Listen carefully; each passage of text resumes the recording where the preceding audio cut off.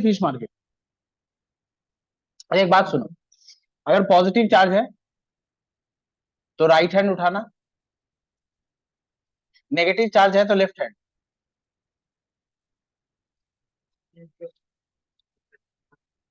Fingers को curl मत करना, जैसे है बस ऐसे ही। ये फिंगर्स जिस डायरेक्शन में पॉइंट कर रही है वो मैग्नेटिक फील्ड का डायरेक्शन होगा, ये डायरेक्शन होगा फोर्स का। ऐसे कुछ कॉम्प्लिकेटेड चीजें अभी हमें पढ़नी है। अच्छा, मानो मैग्नेटिक फील्ड एक्स एक्सिस में है पॉजिटिव, तो मैं कैसे दिखाऊंगा, ऐसे। ये मैग्नेटिक फील्ड है, मैग्नेटिक फील्ड को बी से दिखाते हैं। स्केलर है कि वेक्टर, वेक्टर, तो इसके ऊपर एक दाग दे देते हैं ये बताने के लिए कि वेक्टर। ये मैग्नेटिक फील्ड का डायरेक्शन किधर है अभी, एक्स एक्सिस में। अगर मैग्नेटिक फील्ड माइनस नेगेटिव में होती, माइनस एक्स एक्सिस में, तो इसको मैं दिखाता ये माइनस एक्स होता, ये बी। अच्छा, अगर वाई एक्सिस में है तो भी दिखाना संभव है। वाई एक्सिस में कैसे दिखाते हैं, ये पॉजिटिव वाई एक्सिस में बी है, और ये नेगेटिव वाई एक्सिस में ये बी है। लेकिन मैं कह रहा हूँ मैग्नेटिक फील्ड बोर्ड से ऊपर आ रही है, तो वो कौन सा एक्सिस में होगा, जेड एक्सिस में। और जेड एक्सिस ऊपर आ रही है तो प्लस जेड होगा, और नीचे जा रही है तो वो माइनस जेड। अब मैं जेड एक्सिस यूज करना चाहता हूँ, ऐसे एग्जाम में क्वेश्चन आते हैं, जेड एक्सिस में क्वेश्चन आएगा तो वो कैसे दिखाएगा, एक एरो को इमेजिन करना, एक एरो, अगर एरो तुम्हारी तरफ आ रही है तो ये पॉइंट दिखेगा, और एरो अगर तुमसे दूर जा रही है तो तुम्हें क्रॉस दिखेगा। तो अगर मैं स्पेस में ऐसे क्रॉस बना रहा हूँ, मतलब मैग्नेटिक फील्ड लाइंस का डायरेक्शन माइनस जेड एक्सिस में है, मैग्नेटिक फील्ड लाइन पेपर के अंदर जा रही है, और अगर मैग्नेटिक फील्ड लाइन पेपर के ऊपर आ रही है तो ये डॉट्स बने होंगे। क्या ये बात समझ आई। अच्छा, अब एक लेड कंटेनर में रेडिएक्टिव सब्सटेंस लेके यहाँ कुछ पार्टिकल लिखे जाएंगे। हमें पता है कि यहाँ से अल्फा पार्टिकल, बीटा पार्टिकल और गामा रेडिएशन बाहर आ रहा है, और यहाँ मैग्नेटिक फील्ड ऐसे पेपर में क्रॉस बना देगा बहुत सारा। और फिर हमें बताना होगा कि अल्फा पार्टिकल लेफ्ट में मुड़ेगा या राइट में मुड़ेगा। अगर अल्फा लेफ्ट में मुड़ता है तो बीटा राइट में मुड़ेगा। ऐसे क्वेश्चन आते हैं हमारे सिलेबस। अच्छा, ये क्वेश्चन जानबूझ के आता है। इसके बाद हम क्या स्टार्ट करते हैं, इलेक्ट्रोमैग्नेटिज्म।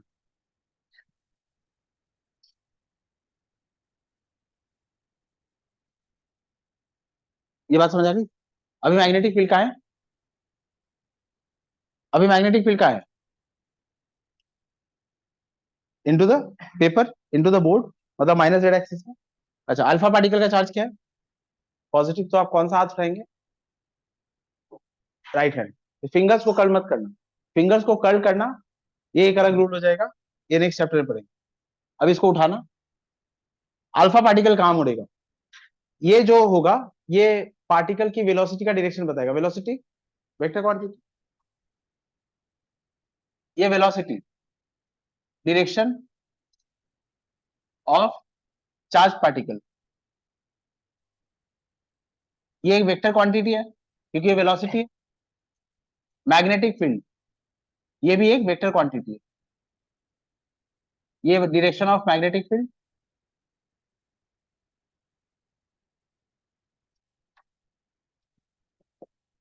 चार्ज पार्टिकल अगर कभी भी मूव करता है, कोई तुमसे पूछे मैग्नेटिज्म का कारण क्या है, तो मैग्नेटिज्म का एक ही कारण है, वो है moving charge particle.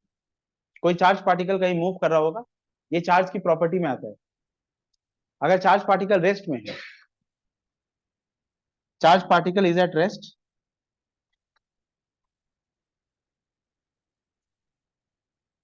Charge particle is at rest, no magnetism is associated.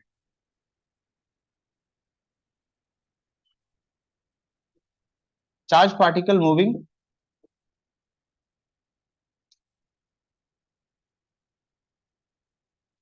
ये चार्ज की प्रॉपर्टी है, मैग्नेटिज्म इज एसोसिएटेड। ऑलरेडी एक मैग्नेटिक फील्ड प्रेजेंट है, ऑलरेडी एक मैग्नेटिक फील्ड प्रेजेंट है, और ये चार्ज पार्टिकल रेडियो एक्टिविटी से बाहर आ रहा है, क्योंकि चार्ज पार्टिकल मूव कर रहा है तो इसकी भी अपनी एक मैग्नेटिज्म होगी। अच्छा, मुझे नहीं पता फोर्स का क्या मतलब है किसके लिए, फोर्स की एक ही मतलब मुझे जो समझ आई कि अगर इंटरेक्शन है तो फोर्स है, किसी भी सॉर्ट ऑफ चीज में अगर इंटरेक्शन है, फोर्स इज बेसिकली इंटरेक्शन। एक मैग्नेटिक फील्ड प्रेजेंट है, चार्ज पार्टिकल मूव करेगा, इसकी अपनी एक मैग्नेटिज्म होगी, तो मैग्नेटिज्म में क्या होगा, interaction. If there is interaction there is force. एक बॉडी और एक दूसरी बॉडी, अच्छा हम क्या कहते हैं, अगर हम ग्रेविटेशनल फोर्स की बात करते हैं तो भी हम क्या कहते हैं, जो अर्थ है और जो अर्थ के ऊपर बॉडी प्रेजेंट है उसमें भी क्या हो रहा है, interaction. That interaction is force. एक पॉजिटिव चार्ज पार्टिकल एक दूसरा पॉजिटिव चार्ज पार्टिकल है, इसमें क्या हो रहा है, repulsion. Repulsion is interaction, there is force. अब एक चेयर रखी है, मैं खड़ा हूँ, अभी मैं चाहता हूँ कि चेयर को धक्का लगे, तो मैं चेयर को किक करूंगा ना, तो ये भी क्या हो गया, मेरे और चेयर के बीच में इंटरेक्शन, तो फिर क्या इन्वॉल्व हो जाएगा, फोर्स। तो ये बात को मैं डिनाई नहीं कर सकता कि अगर चार्ज पार्टिकल मूव कर रहा है तो इसकी भी एक मैग्नेटिज्म होगी। ये मैग्नेटिज्म क्यों होगी, इसका इस सवाल का जवाब तुम्हें अगर मैं बहुत सरल भाषा में दूंगा तो मैं बोलूंगा ये चार्ज की प्रॉपर्टी है। और फिर तुम उठ के बैठोगे कि नहीं मुझे बताइए कि चार्ज मूव करने से मैग्नेटिज्म क्यों आया, ये एक पूरा अलग विषय हो जाएगा।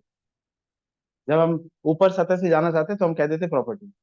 और जब इसका तो रीजन ऑब्वियसली होगा ना कि चार्ज पार्टिकल मूव करने से मैग्नेटिज्म ही क्यों, संसार में होने को कुछ भी हो सकता था पर मैग्नेटिज्म ही क्यों। अभी हम मान रहे हैं कि इसकी प्रॉपर्टी होगी। अब फिर बताइए, इसका एक डायरेक्शन है, वो कैसी क्वांटिटी है, वेक्टर। ये मैग्नेटिक फील्ड वेक्टर, इसके मूवमेंट की वजह से एक मैग्नेटिक फील्ड बनेगी, उस मैग्नेटिक फील्ड का एग्जिस्टिंग मैग्नेटिक फील्ड के साथ एक इंटरेक्शन होगा, और जैसे ही दो मैग्नेटिक फील्ड का इंटरेक्शन हो जाएगा क्या जन्म लेगा, फोर्स। आप समझे, नहीं समझे? एक एग्जिस्टिंग मैग्नेटिक फील्ड है, यहाँ रेडियो एक्टिविटी होना शुरू हुई, रेडियो एक्टिविटी होना शुरू हुई मतलब चार्ज पार्टिकल बाहर आ गए। ये चार्ज पार्टिकल के मूवमेंट का एक डायरेक्शन है, ये चार्ज पार्टिकल क्योंकि मूव कर रहा है तो इस चार्ज पार्टिकल से एसोसिएटेड एक मैग्नेटिक फील्ड होगी। Charge particle moving, magnetic field is associated. Existing magnetic field में एक दूसरी तरह की एक चार्ज पार्टिकल की मैग्नेटिक फील्ड बन रही है, तो दो मैग्नेटिक फील्ड में इंटरेक्शन हो जाएगा, और जैसे ही दो मैग्नेटिक फील्ड में इंटरेक्शन हो जाएगा क्या लगेगा, फोर्स। और वो फोर्स भी कैसी क्वांटिटी है, वेक्टर क्वांटिटी है। और अगर वो वेक्टर क्वांटिटी तो मुझे उसके दो चीजों का पता होना चाहिए, एक कितना लग रहा है और एक किस दिशा में लग रहा है, कितना फोर्स लग रहा है। अगर वो पता करना चाहते, force experienced bye charge particle alpha beta gamma में लगेगा, नहीं लगेगा, गामा की कोई मैग्नेटिक फील्ड नहीं होगी तो उस पर कोई नहीं लगेगा। अच्छा ये फोर्स कितना होगा, क्या क्या रिस्पॉन्सिबल होगा कि फोर्स इन्वॉल्व होगा, चार्ज पार्टिकल, चार्ज का वैल्यू कितना है, क्यू। अच्छा चार्ज पार्टिकल क्या कर रहा है, मूव, मूव कर रहा है तो उसकी क्या होगी, वेलोसिटी। और ये किसमें मूव कर रहे हैं, एक एग्जिस्टिंग मैग्नेटिक फील्ड में, तो वो क्या होगी, एक मैग्नेटिक फील्ड।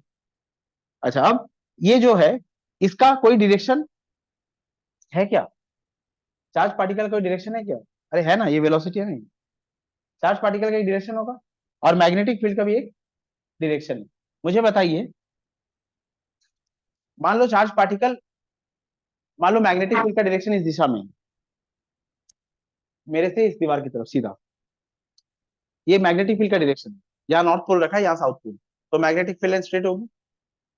अच्छा अब यहाँ एक चार्ज पार्टिकल मूव कर रहा है ऐसे, एक चार्ज पार्टिकल मूव कर रहा है दिस डायरेक्शन, तो चार्ज पार्टिकल का जो वेलोसिटी है उसका डायरेक्शन और मैग्नेटिक फील्ड का जो डायरेक्शन है उसका डायरेक्शन, इन दो डायरेक्शन के बीच में एंगल कितना बन रहा है, कितना बन रहा है, 0 डिग्री, शाबाश। अच्छा अब ये मैग्नेटिक फील्ड का डायरेक्शन है और चार्ज पार्टिकल ऐसे मूव कर रहा है ऐसे, तो यहाँ एक थीटा हो गया ना, ये मैग्नेटिक फील्ड का डायरेक्शन है, ये मैग्नेटिक फील्ड का डायरेक्शन है प्रत्युष, और यहाँ पर एक चार्ज पार्टिकल मूव कर रहा है इस दिशा में, तो इनके बीच में एंगल कितना होगा, थीटा, 0 डिग्री।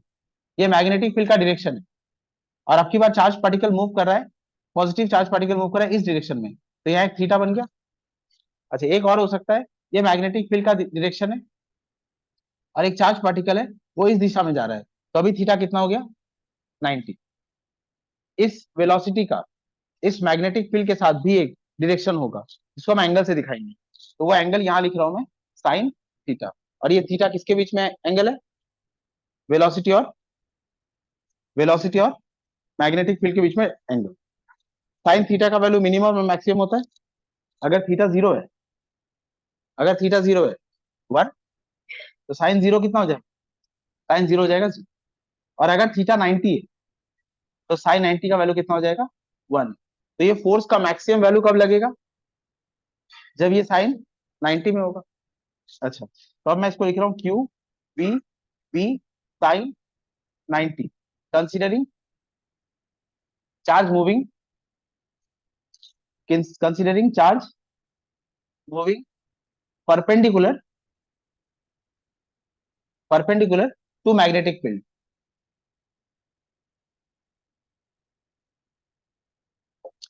तो ये वैल्यू हो जाएगा मैक्सिमम एफ मैक्स, और ये क्या हो जाएगा क्यू इंटू वी। ओके, अभी मुझे बताइए ऐसा मैंने क्यों बताया, जेड एक्सिस में मैंने क्यों लिया, जेड एक्सिस में लेने का कारण था। अगर मैं जेड एक्सिस में लेता हूं तो ये क्या है, into the paper into the paper into the paper into the paper, ये सारा इंटू द पेपर है, और ये पार्टिकल सीधा यहां से इजेक्ट होगा। तो ये जो पार्टिकल के मोशन का डायरेक्शन होगा, ये मैग्नेटिक फील्ड के डायरेक्शन के परपेंडिकुलर होगा ना। तो दो डायरेक्शन मिल गया मुझे, क्लियर है ये बात। अच्छा, अब इसमें क्या लगने वाला है, फोर्स। ना वो फोर्स का डायरेक्शन क्या होगा, इसी के लिए आपको हाथ उठाना पड़ेगा। बुझते हो? जिस डायरेक्शन में मैग्नेटिक फील्ड है, जिस डायरेक्शन में मैग्नेटिक फील्ड है, वहां अपनी हाथों को दिख, मैग्नेटिक फील्ड किस दिशा में, इस दिशा में। तो ये फिंगर्स इधर पॉइंट करेगी। पार्टिकल कहां मूव कर रहा है, ऊपर की तरफ। पार्टिकल कहां मूव कर रहा है, ऊपर की तरफ। अच्छा, ये जो फिंगर है ये पार्टिकल के मूवमेंट का डायरेक्शन बताएगा। अब ये जो फिस्ट है ये किधर पॉइंट कर रहा है, इस डायरेक्शन में। ये क्या हो गया, राइट की लेफ्ट, लेफ्ट। अल्फा पार्टिकल कहां मुड़ जाएंगे, लेफ्ट। और अगर नेगेटिव चार्ज होगा तो आप कौन सा हाथ उठाएंगे, कौन सा, लेफ्ट। नेगेटिव होगा तो लेफ्ट हैंड। अच्छा, अब मैं बोल रहा हूँ अल्फा कहां मुड़ेंगे, लेफ्ट में। और अगर बीटा पार्टिकल का चार्ज क्या, नेगेटिव। मैग्नेटिक फील्ड का डायरेक्शन किधर है, ये मैग्नेटिक फील्ड का डायरेक्शन इज दिस। पार्टिकल कहां मूव कर रहा है, ऊपर। तो बीटा पार्टिकल कहां मुड़ेंगे। इस तरह से आपको पेपर में क्वेश्चन दे दिया जाएगा। ये एक लेड बॉक्स होगा, इसमें रेडियो एक्टिव सब्सटेंस होगा, यहाँ से सीधी लाइंस बना दी जाएगी अल्फा बीटा की। अच्छा, अभी मैंने ये कैसे बनाया, क्रॉस। 2 साल पहले, इस बार नहीं आया था, उसके पहले साल शायद क्रॉस वाला क्वेश्चन है। तो अभी मैं डॉट दे देता हूँ। तो अल्फा पार्टिकल कहां मुड़ते, अल्फा, अल्फा। मैं डॉट देता, डॉट। तो मैग्नेटिक फील्ड अभी कहाँ होती है, ऊपर की तरफ। तो ये क्या होता, डायरेक्शन ऑफ अल्फा है, मतलब पॉजिटिव, राइट हैंड। ये होता अल्फा का डायरेक्शन। और पार्टिकल कहाँ जा रहा है, ऊपर। तो ये किधर पॉइंट करेगा इधर। तो फोर्स कहाँ लग जाता, राइट में। और बीटा कहाँ मुड़ जाता, लेफ्ट में। इतनी सी बात आपको ध्यान रखनी। इसी को, यही जो बात मैंने आपको कही, इसको हम इसके बाद चैप्टर में पढ़ेंगे, फ्लेमिंग्स लेफ्ट हैंड रूल। और फिर वहां क्या होता है, ये जो मैंने बताया ये एकदम जनरल था, ये जनरल है। राइट, पॉजिटिव के लिए राइट हैंड उठा लेना, और नेगेटिव के लिए left hand. Fleming's right hand rule में क्या होगा, हम बोल देंगे करंट, हम बोल देंगे करंट है। अच्छा, जब करंट बोल देंगे, जब पढ़ेंगे तब बात करें। इसको लिखो, this is the amount of force acting, magnitude of force acting, and the direction of force acting will be given by thumb rule। ये थंब है ना, इसको क्या कहते हैं, palm, palm rule. Thumb, palm, fingers सब मिला है। लिखो, इसको नोट करो पहले।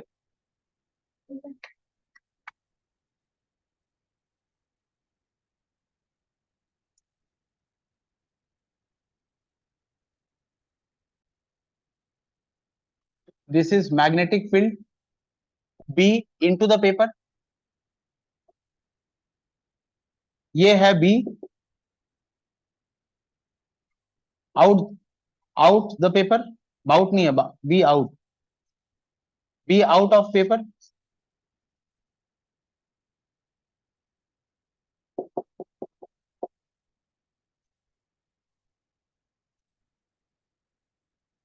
अरे यार तुम लोग मत बात करो।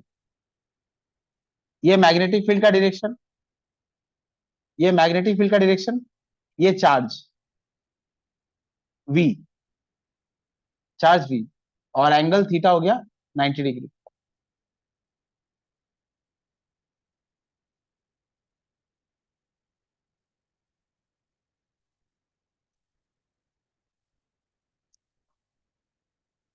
अंकर मुझे यहाँ क्या लिखना चाहिए? Force moving by charge particle. यहाँ मुझे क्या लिखना चाहिए? Force experience by moving charge particle.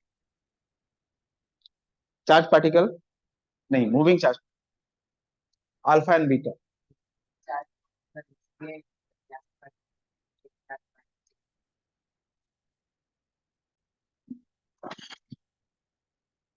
Charge particle is rest, no magnetic field is associated, charge particle moving, magnetic field, magnetism is associated.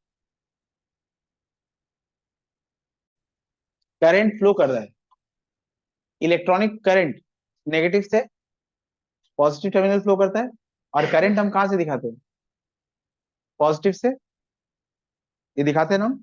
मैं कह रहा हूँ करंट फ्लो कर रहा है, तो मैं टेक्निकली क्या मीन कर रहा हूँ? नेगेटिव चार्ज मूव कर रहा है या positive charge? Positive charge. Negative charge electrons के फ्लो को हम इलेक्ट्रॉनिक करंट कहते हैं, और जब हम करंट कहते हैं दैट इज कन्वेंशनल करंट, और हमने मान लिया कि पॉजिटिव चार्ज फ्लो कर, नेगेटिव चार्ज के फ्लो करने का डायरेक्शन और पॉजिटिव चार्ज के फ्लो करने का डायरेक्शन ये ऑपोजिट हो। दोबारा बोल रहा हूँ, अगर मैं कह रहा हूँ करंट फ्लो कर रहा है, तो मैं कौन से चार्ज की मोशन की बात कर रहा हूँ? पॉजिटिव चार्ज की। अब यहाँ आ जाता है फ्लेमिंग्स रूल। अब फ्लेमिंग्स का जो रूल होगा, ये फोर्स किस डायरेक्शन में लगेगा वो बताने के लिए। अब आप उठाएंगे left hand, Fleming's left hand rule, Fleming left hand rule, ये क्या बताने के लिए? फोर्स की दिशा क्या होगी, यही जो बात हमने की इतनी सरल तरीके से। तो इसमें और लेफ्ट हैंड रूल में क्या फर्क है? लेफ्ट हैंड रूल में ये आपको बताएगा फोर्स, ये क्या बताएगा? इंडेक्स फिंगर बता रही है मैग्नेटिक फील्ड का डायरेक्शन, ये जो सेंट्रल फिंगर है, सेंट्रल फिंगर बताएगा C for central finger, C for current, ये करंट के फ्लो का डायरेक्शन है, ये मैग्नेटिक फील्ड का डायरेक्शन, और ये क्या बताएगा? फोर्स। फिंगर्स ऐसे ओपन करना आ रहा है ना? अच्छा आप मुझे बोलो, फ्लेमिंग लेफ्ट हैंड लगा के अल्फा पार्टिकल कहाँ मूव करेंगे? लेफ्ट हैंड ही उठाना, राइट हैंड नहीं। मैग्नेटिक फील्ड का डायरेक्शन किधर है? इनटू द पेपर, ये मैग्नेटिक फील्ड का डायरेक्शन है। और अल्फा पार्टिकल मतलब करंट, मतलब पॉजिटिव चार्ज, तो अल्फा पार्टिकल कहाँ मूव कर रहा है? ये ऊपर की तरफ, तो ये किधर पॉइंट कर रहा है? ये इस साइड पॉइंट कर रहा है, लेफ्ट में पॉइंट कर रहा है, तो फोर्स किधर लगेगा? अल्फा पार्टिकल में फोर्स लगेगा लेफ्ट की साइड। समझे क्या? पहले भी लेफ्ट ही आया था ना, अभी भी क्या आ रहा है? लेफ्ट, एक ही आएगा आंसर। आप ऐसे जैसे पहले बात करी थी हमने वैसे करो, या लेफ्ट, ये रूल उठा के करो। अच्छा इसमें इसमें इसमें एक और रूल आएगा, वो होगा फ्लेमिंग्स राइट हैंड रूल। तो कंफ्यूजन हो जाता है, उसको अवॉइड करने के लिए ये वाला बता। हाँ,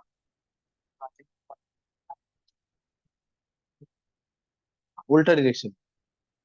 करंट अगर पॉजिटिव जा रहा है, अगर अब तुम बीटा के लिए करोगे, तो करंट का दिशा क्या है? ऊपर की तरफ, तो बीटा किधर है? नीचे की तरफ, फिर ये क्या आ जाएगा? राइट। समझ गए? चलेगा? नहीं समझे? बाबू करंट का डायरेक्शन ये क्या बताता है? सेंट्रल फिंगर क्या बताता है? करंट। अगर पॉजिटिव ऊपर की तरफ जा रहा है, तो नेगेटिव को तुम कहाँ मानोगी?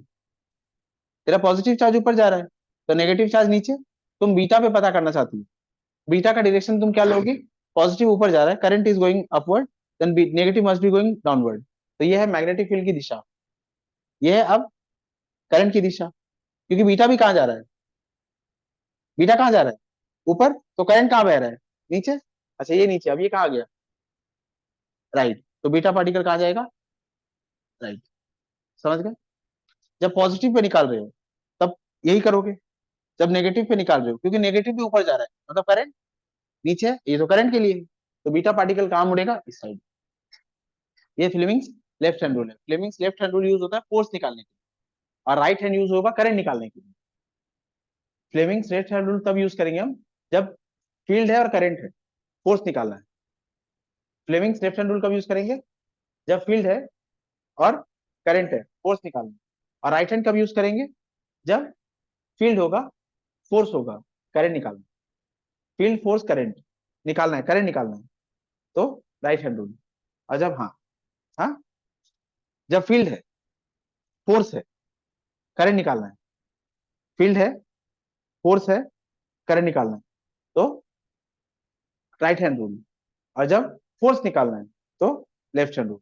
ये आपको बहुत दिक्कत होगी, हो सकती है, पर मजबूरी है, याद करने पड़ेगा, याद कर जा सकते। और फिर ये तो सदाबहार।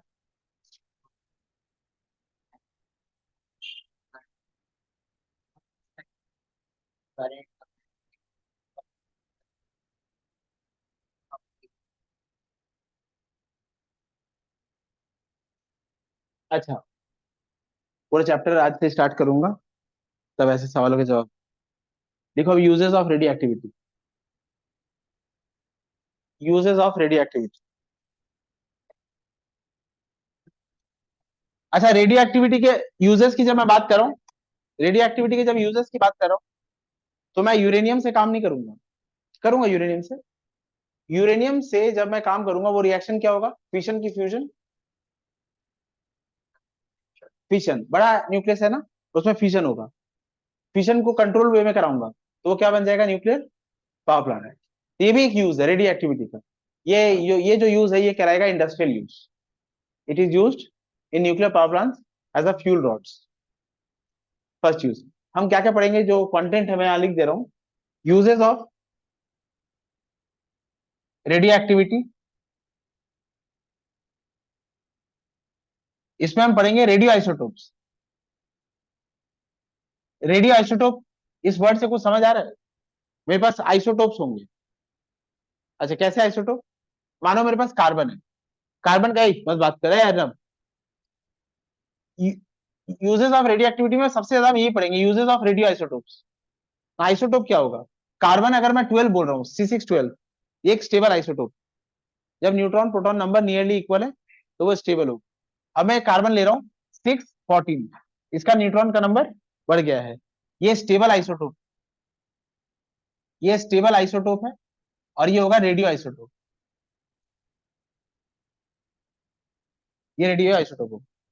अच्छा, ऐसे ही अगर मैं कैल्शियम की पोटेशियम की बात करूं, पोटेशियम का मास नंबर कितना है, 1939। अगर मैं पोटेशियम 40 ले लेता हूँ, 1940, ये स्टेबल आइसोटोप और ये रेडियो आइसोटोप। फॉस्फोरस 31, 1531, अगर मैं फॉस्फोरस 32 ले लेता हूँ, 1532, ये क्या होगा, रेडियो आइसोटोप। ऐसे ही सोडियम, सोडियम 1120, ये एक स्टेबल आइसोटोप है। मैं अगर सोडियम 1124 लेता हूँ, तो ये क्या हो जाएगा, रेडियो आइसोटोप। आयरन के रेडियो आइसोटोप होते हैं, रोडियम के, रेडियम के, ऐसे कई सारे रेडियो आइसोटोप। रेडियो आइसोटोप किसको बोलेंगे, उसका जो एटॉमिक नंबर होगा, वो लेट से कम होना चाहिए। रेडियो आइसोटोप्स उन्हीं को बोलेंगे। हम बात किसकी कर रहे हैं, आइसोटोप्स की, आइसोटोप्स की। और आइसोटोप्स में मैं बोल रहा हूँ रेडियो एक्टिविटी। आइसोटोप्स मतलब एक स्टेबल आइसोटोप है, उसमें एक ऐसा आइसोटोप और ले रहा हूँ मैं, जिसके नंबर ऑफ न्यूट्रॉन थोड़े ज्यादा है, वो रेडियो एक्टिविटी शो करेगी। हाँ,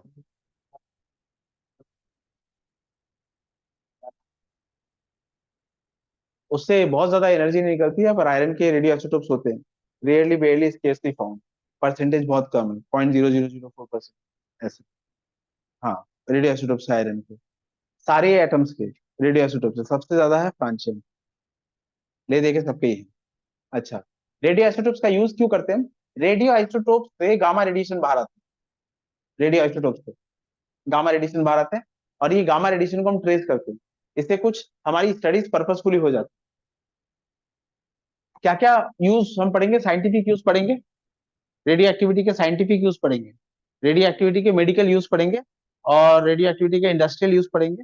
ये तीन यूज पढ़ेंगे, साइंटिफिक। देख लेते हैं।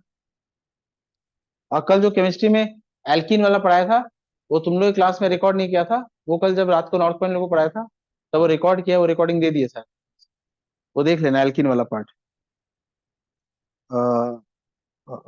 फिजिक्स। हाँ, हाँ, एल्कीन पढ़ाया था ना कल, एल्काइन।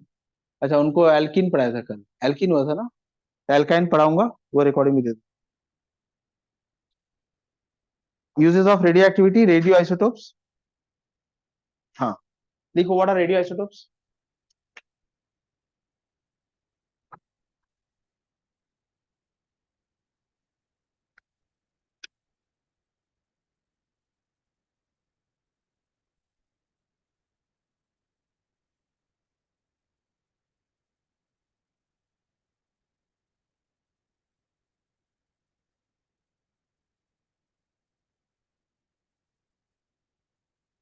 लिखो what are radioisotopes. atoms having atomic number less than 82, atoms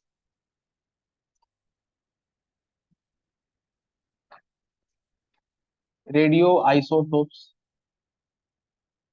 atoms having atomic number Z less than 82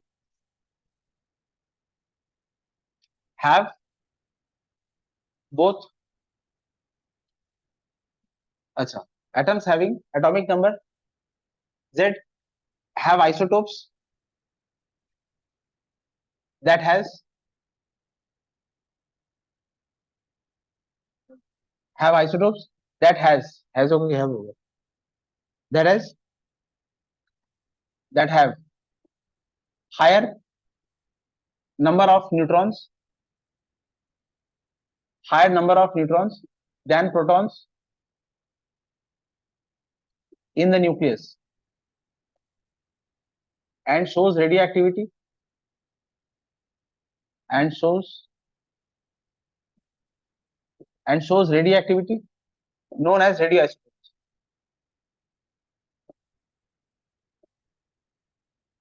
Known as radioisotopes. Here are examples. Radioisotope.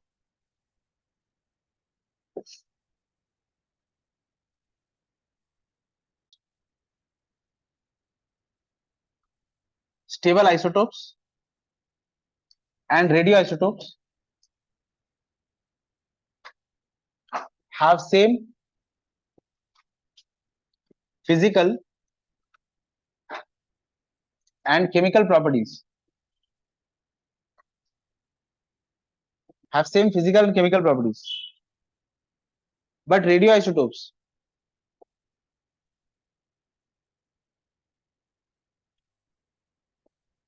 shows some radioactivity. Emission of gamma radiation.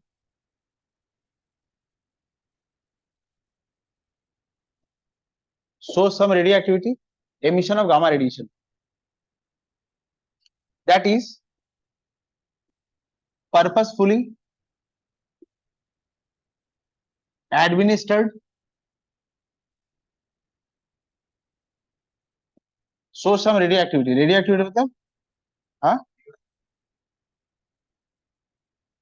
अच्छा, but radioisotopes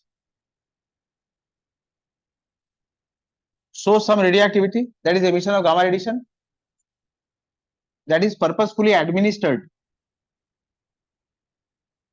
in biological bodies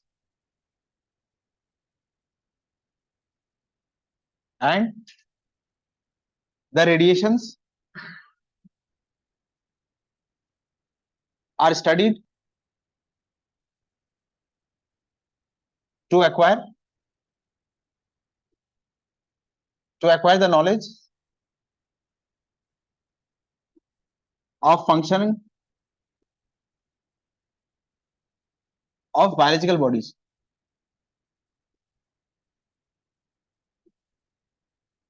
ये जो पूरी कहानी मैंने बताई है इसको हम रेडियो एक्टिविटी में कहते हैं ट्रेसर स्टडीज। ट्रेसर स्टडीज मानो मुझे जानना है कि किडनी के एक रेफ्रॉन का यूनिट ठीक से काम कर रहा है कि नहीं कर रहा है, तो वो सोडियम क्लोराइड जो बॉडी में हम नेचुरली देते हैं, नेचुरली सोडियम क्लोराइड तो मैं तुम्हें दूंगा ही, पर उसमें थोड़ा सा सोडियम क्लोराइड मिला दूंगा जिसमें सोडियम रेडियो आइसोटोप होगा। मैं तुम्हें 1 ग्राम या 2 ग्राम या 3 ग्राम सोडियम क्लोराइड खाने की नसीहत देता हूँ, उसमें मैं जरा सा एक सोडियम क्लोराइड मिलाऊंगा जिसमें सोडियम का रेडियो आइसोटोप हो NaCl, और ये सोडियम 24 वाला हो। ये जो रेडियो आइसोटोप है ये वीक, कार्बन का ये जो रेडियो आइसोटोप है ये बहुत स्ट्रॉन्ग है, इसके रेडिएशन काफी स्ट्रॉन्ग है, इसके रेडिएशन काफी वीक है। तो अगर मैं ये रेडियो आइसोटोप दे देता हूँ तुम्हें, और ये वाला सोडियम क्लोराइड किडनी के किसी नेफ्रॉन की यूनिट में जाके फंक्शनिंग करने में, वो नेफ्रॉन का यूनिट ठीक से काम नहीं कर रहा है, तो वो ये वहां जाके डिपॉजिट होगा, और वहां से मुझे रेडियो एक्टिविटी के जो भी रेडिएशंस मिलेंगे मैं उसको स्टडी करूंगा। इससे मुझे जो एजम्पशन, जो एनालिसिस करनी है वो मैं कर पाऊंगा। अब मानो कहीं ब्लड क्लॉट हो रहा है, तो मैं क्या करूंगा, आयरन, आयरन एक इंपॉर्टेंट कंपोनेंट है ब्लड सेल का। मैं आयरन का एक रेडियो आइसोटोप लिया, ये भी वीक रेडियो आइसोटोप। अब जब मैं बॉडी में आयरन का एक रेडियो आइसोटोप एडमिनिस्टर करूंगा, तो वो ब्लड सर्कुलेशन के साथ फ्लो करेगा। अगर कहीं ब्लड क्लॉटिंग है तो वो वहां जाकर डिपॉजिट हो जाएगा।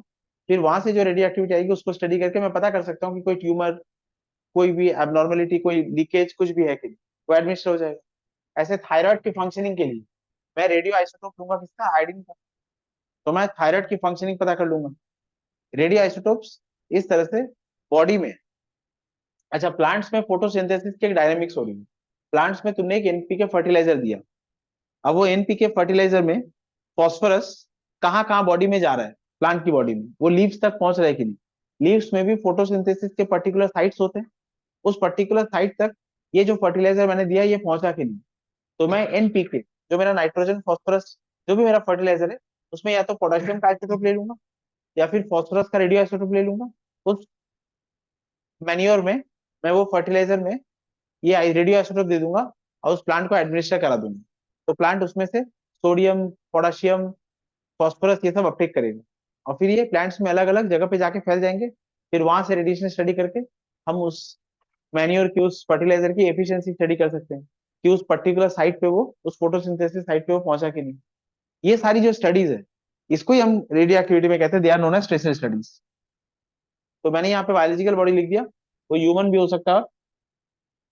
अच्छा, फिर बॉडी को धोखा क्या हो जाएगा, बॉडी को धोखा ही हो जाएगा, बॉडी एबनॉर्मली एक्ट नहीं करेगी, क्योंकि रेडियो आइसोटोप का जो फिजिकल और केमिकल प्रॉपर्टी वो क्या है, सेम। बॉडी को लगेगा कि वही आया है, तो वो उसको प्रोसेस करना शुरू कर देगा, फिर जहां जो पकड़ में आना है पकड़ा जाए।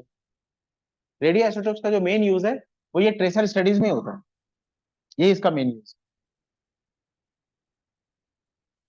बोलो।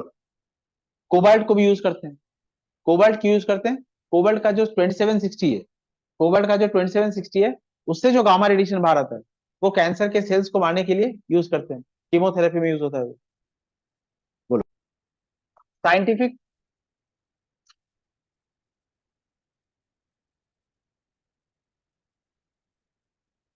Scientific use of radio activity. Number one, तुम्हें याद है न्यूक्लियस का साइज हमने पता किया था अल्फा पार्टिकल स्कैटरिंग एक्सपेरिमेंट से। ये अल्फा पार्टिकल किससे बाहर आते हैं, रेडियो एक्टिविटी से। ये चिरकुट में क्या लिख रही थी, scientific use of radio activity. Number one, determination.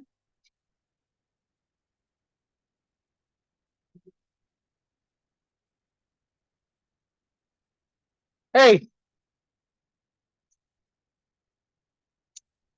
A Pandey, alpha particles are used, माहौल, अल्फा पार्टिकल का यूज बता।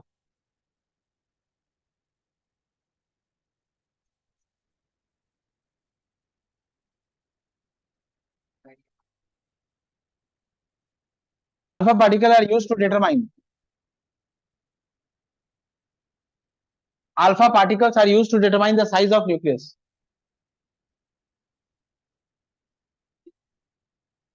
Alpha particles are used to determine the size of nucleus. Number two, radioisotopes of radioisotopes of sodium, potassium, and phosphorus are used in fertilizers to study the dynamics of fertilizer in plant system. Radioisotopes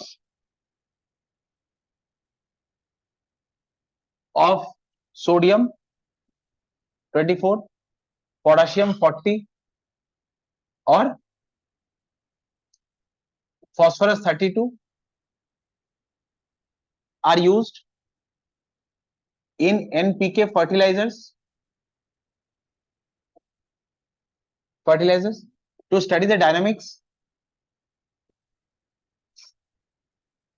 to study the dynamics of fertilizers, of manures, to study the dynamics of manures in plant system.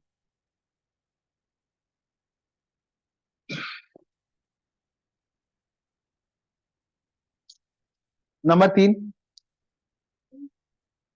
Nitrogen, phosphorus, potassium. किसी भी fertiliser का ये तीन चीज chief elements होते हैं। Plant को इसी से मतलब है। प्लांट को उससे मतलब नहीं है कि मैं जाके क्या धागा बांध के आया। हाँ,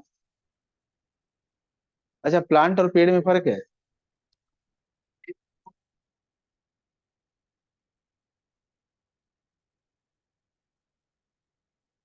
लिखे, 3 नंबर यूज आई।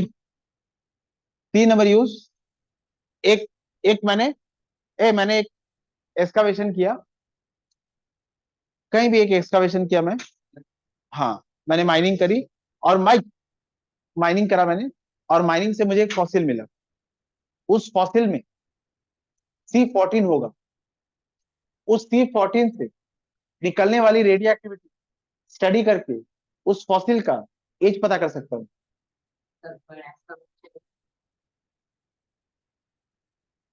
ये हो सकता है। ये रेडियो एक्टिविटी के यूजेस में एक बहुत बड़ा एप्लीकेशन है। महारत हासिल की हमने इसमें, पता लग जाएगा।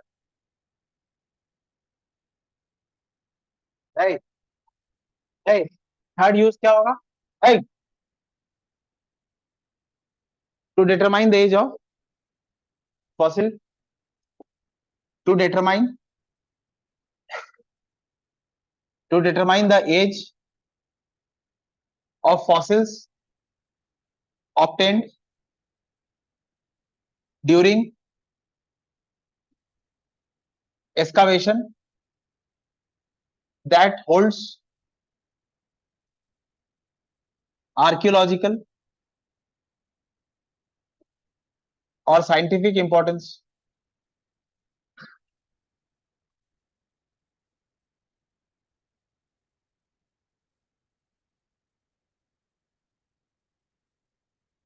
ये तीन, दो ही यूज आते हैं, तीन हो गए। ये हो गया साइंटिफिक यूज। अब लिखेंगे industrial use. Medical use of radio activity first.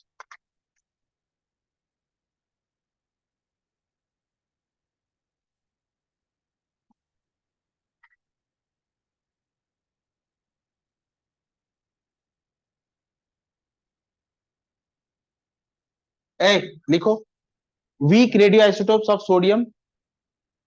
Week radio isotope of sodium chloride. Medical study बोल रहे हैं। मेडिकल स्टडी में number 1, weak radio isotope of sodium chloride. Weak radio isotope of sodium chloride is administered in human bodies to determine the functioning of blood circulation। blood circulation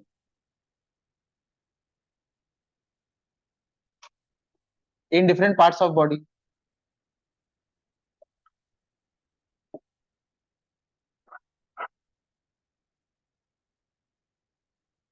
number 2, और क्या use है? एक खास use ये होता है, जो गामा रेडिएशन बाहर आते हैं, गामा रेडिएशन की एनर्जी बहुत ज्यादा होती है।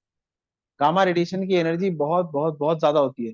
इससे हम क्या करते हैं, जो बहुत क्रिटिकल लेवल के सर्जिकल इंस्ट्रूमेंट्स होते हैं, जो क्रिटिकल सर्जरीज में यूज होंगे, उसका स्टेरिलाइजेशन वो गामा रेडिएशन की एनर्जी से करते हैं।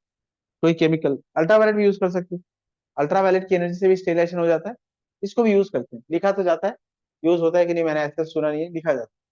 Gamma radiation, the high energy gamma radiation are use for sterilising the surgical instrument. Number 2, high energetic high energetic gamma radiation. Gamma radiations are used are used for sterilization are used for sterilization of surgical instruments.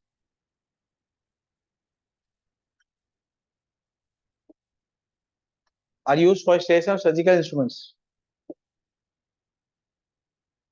Number 3, iodine, radioisotope. Radioisotope of iodine is used to determine any abnormalities in functioning of thyroid gland. Functioning of thyroid gland. Number 4, cobalt 6027. Cobalt 6027 radioisotope. Radioisotope of cobalt. The gamma radiation from this isotope. The gamma radiation from this isotope is used for treating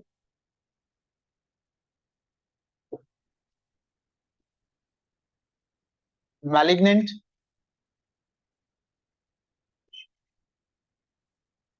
cancerous cell.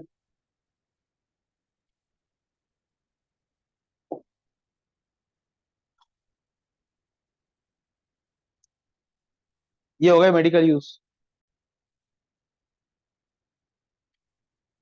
Industrial use. Industrial use में सबसे पहला जब है, सुनो, आपको याद है alpha particle, alpha particle gas को आयनाइज कर देता है. बताया था यूजेस ऑफ अल्फा पार्टिकल में आयनाइजेशन पावर. अल्फा पार्टिकल की काइनेटिक एनर्जी ज्यादा होने की वजह से वो जब गैस से गुजरेगा तो उसको आयनाइज कर देगा. हाँ.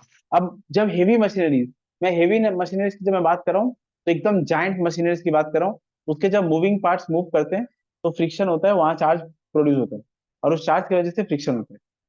अगर हेवी मशीनरी के आयरन पार्ट्स मूव हो रहे हैं, वो टच में आएंगे, कॉन्टैक्ट में आते हैं, वहां चार्ज प्रोड्यूस होगा and the charge produces friction. तो हम क्या करते हैं, जहां पर मूविंग, अच्छा, वो ग्रीस यूज नहीं कर सकते. ग्रीस यूज नहीं कर सकते, इतना हेवी मशीनरी होगा, इतने ज्यादा हीट प्रोड्यूस होती है, ग्रीस तो मेल्ट हो जाएगा.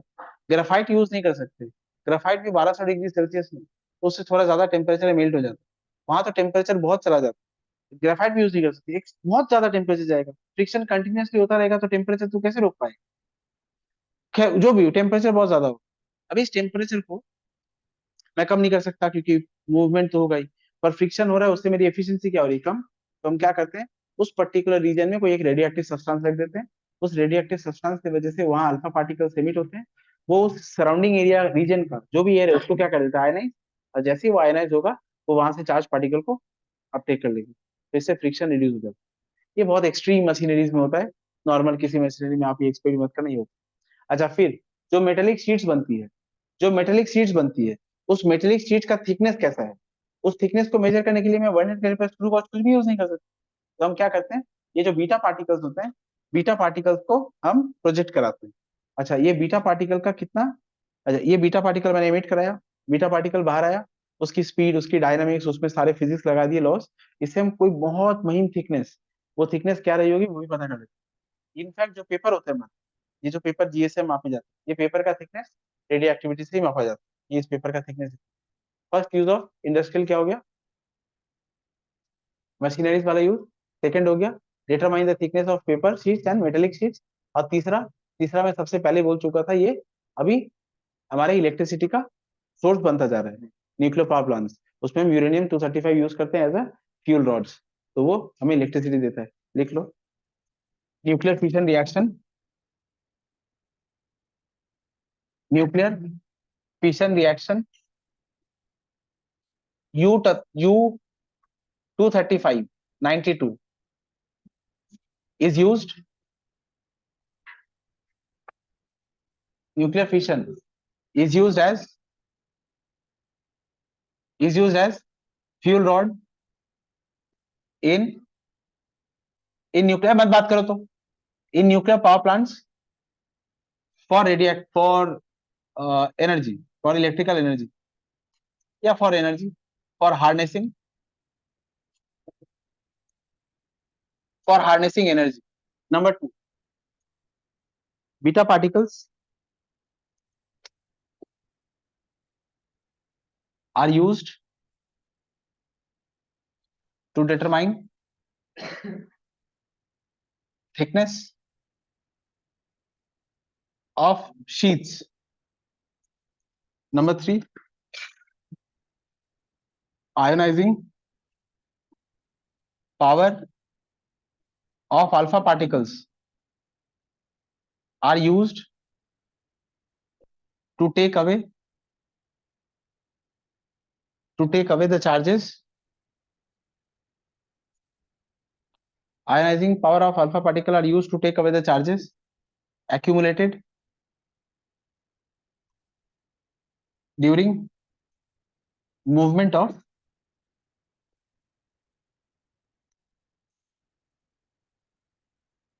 moving parts of heavy machineries during contact of moving parts of heavy machineries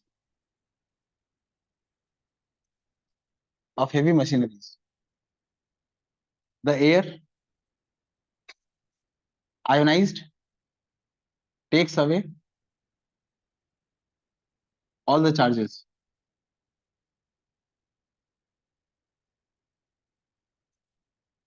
ये हो गया इंडस्ट्रियल यूज.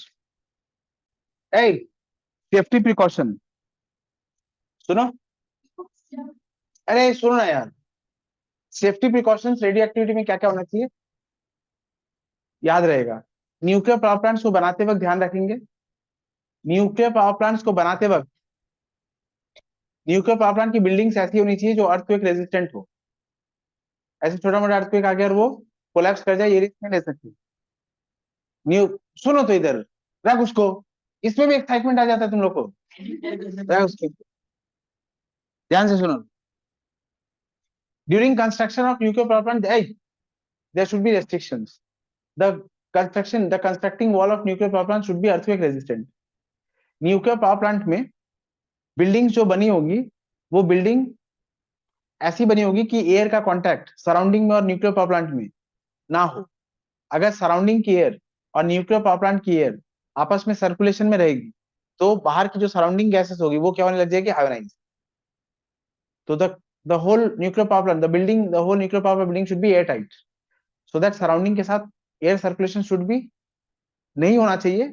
अगर हुआ तो भी इतना कम हो कि हार्मफुल इफेक्ट्स ना दिखे. ये दूसरा.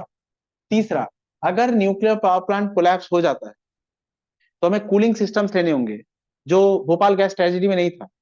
वो जो मिथाइल आइसोसाइनाइड रिलीज हुआ था, ऊपर कूलिंग सिस्टम नहीं था. 13 दिन से वो रिपेयरिंग में पड़ा हुआ था एंड किसी को परवाह भी नहीं थी. वो होता तो ये डिजास्टर नहीं होता. Cooling system, backup cooling plan should be there. अगर कुछ भी होता है तो उसको हम कंट्रोल कर सके. ये 3 होगा during construction. The wall should be earthquake resistance, the whole building should be air tight and there should be backup cooling system. In any case there is fall out तो the effects can be minimised. Effect तो होगा ही. अच्छा, दूसरा, इसमें जो workers होंगे, workers के लिए ध्यान रखा जाना चाहिए. वर्कर्स लेड के अप्रॉन्स पहनेंगे, लेड के ग्लव्स पहनेंगे, लेड के टोंग्स होंगे और जो रेडियो एक्टिव सब्सटेंस होगा वो लेड के कंटेनर में होगा. सब कुछ लेड का. लेड की जो थिकनेस होती है वो इसको रोक लेगा. अच्छा, ये किसके लिए था, वर्कर्स के लिए. दूसरा, रेडियो एक्टिविटी हो गई. न्यूक्लियर पावर प्लांट में मैंने यूरेनियम यूज किया, एक सर्टेन लेवल तक उसको यूज करते हैं, उसके बाद उसकी जो एफिशिएंसी है वो कम हो जाती है, फिर उसको यूज नहीं करते. इसको हम लोग कहते हैं nuclear waste. Radioactive substances after their optimum use are discarded and are known as nuclear waste. Nuclear waste वाला डेफिनेशन में आता है direct question. Radioactive substances after their optimum judicial use are discarded and are not used and are known as nuclear waste.